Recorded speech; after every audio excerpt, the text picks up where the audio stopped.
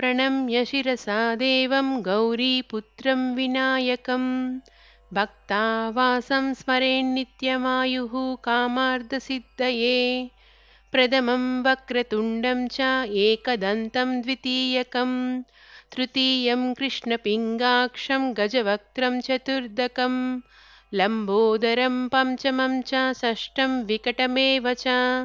सप्तमं विघ्नराजं च धूम्रवर्णं तदाष्टमं नवमं बालचन्द्रं च दशमं तु विनायकम्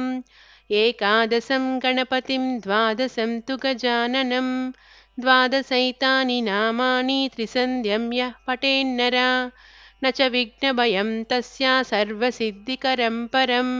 विद्यार्थिलभते विद्यां धनार्थिलभते धनं पुत्रार्थिलभते पुत्रान् मोक्षार्थिलभते गतिं जपेत् गणपतिस्तोत्रं षड्भिर्मासैः फलं लभेत् संवत्सरेण सिद्धिं च लभते नात्र संशयः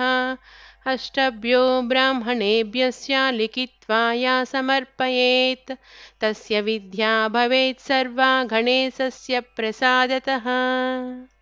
इति श्रीनारदपुराणे सङ्कष्टनाशनं नाम गणेशस्तोत्रम्।